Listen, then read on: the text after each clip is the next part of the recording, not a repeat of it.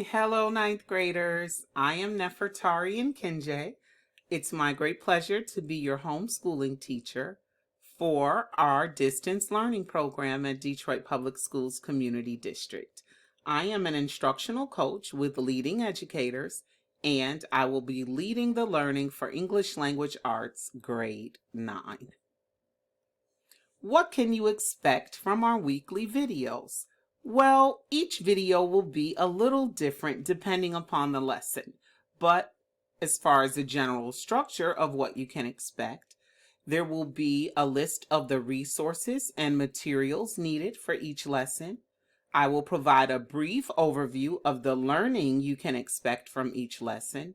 I will also model the reading, thinking, speaking, and it's ELA, so of course the writing required for the lesson. There's also a preview of the learning for upcoming lessons. In terms of the resources and materials needed for each lesson, each of you have already received a learning packet. The cover looks like this. You will also need a writing utensil, a pencil or pen, whichever is your preference, and optional, not required, but it's up to you. You are able to use your laptop, tablet, or of course your smartphone to access each week's learning. Why do I expect a level of success from every ninth grader enrolled in Detroit Public School System? Well, it's because all we do is win. Yes. All right. Rock with me, ninth graders.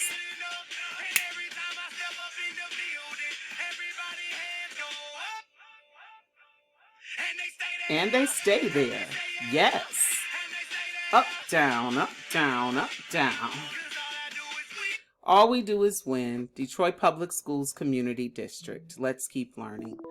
So, in terms of an overview of our learning, we will read each day in alignment with the text that is chosen for that week. You will often be asked to read with a family member, a caregiver, or a friend. And as a preview of the text we will be using for week 1, we're learning about famous author William Shakespeare. Each week, as I've already mentioned, you will be asked to write something. You're familiar with the jumpstart question that your teachers typically give when you come in the classroom. Well, our homeschooling lessons are no different. There will be a jumpstart to kick off our lesson launch for lesson 1, day 1. And just as you see academic vocabulary following the jumpstart, here on our note catcher handout, student activity, there's space for you to do the jumpstart and an academic vocabulary activity. Are there many activities for each day? There are never any more than 3, and for the most part, they are simple and achievable by each of our scholars. Now, 9th grade ELA for the week of April 14th through April 17th. Each week there will be directions. That set of directions often contain clues to give you insight on the text we're reading for that week. You can also expect to see an outline of all 4 days of learning for that week.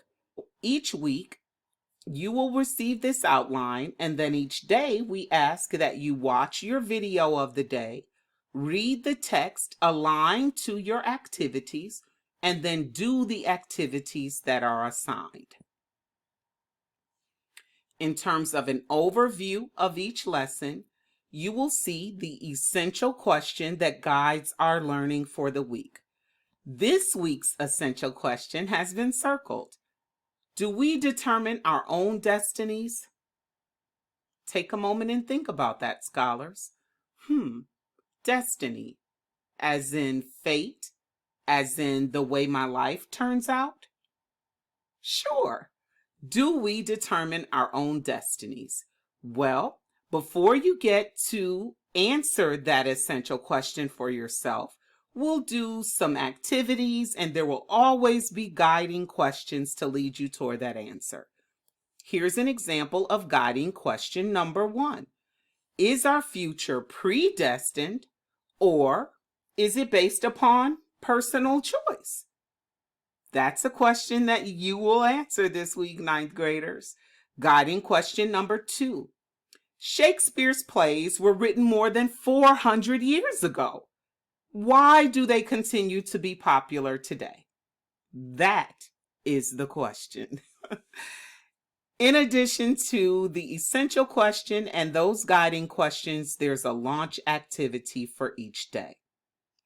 Each day we will model our reading, our thinking of the launch text, and you will see those activities modeled here.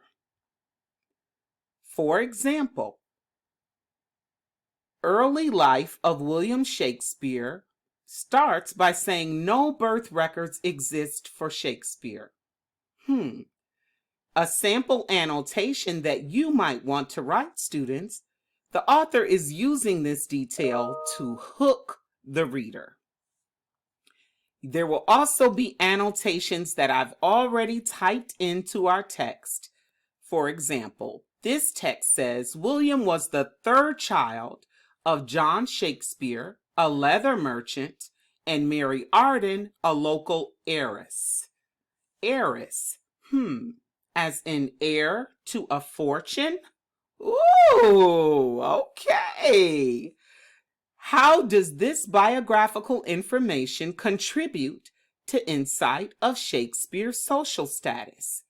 That's an example of the kind of thinking that can guide you to the answers that we seek later in our packets. Okay, students, let's continue to model our reading and thinking of the launch text, William Shakespeare's biography. When you are asked to write an activity for your take-home lessons, you will first be asked to think about a question and then to talk about that same question with your family. You will always reference the note catcher, handout, student activity lesson in order to see the page and the area where you can record your answers to our questions. The last thing I want to do today is to preview the upcoming learning for tomorrow. So, because day 1 was the launch of our text, for day 2, we're going to engage in our first read. A first read guide is not unfamiliar to you Detroit Public School scholars. We will use this guide to capture what we notice, annotate, connect to, and respond to. After we've taken notes from our reading, there will be one comprehension question to follow our activities. If you have questions about this first week's lesson or any day's lesson in between, feel free to call our homework hotline. A teacher is available to help with all of your learning needs and questions, Monday through Thursday as well as on Friday. Thank you so much. Bye.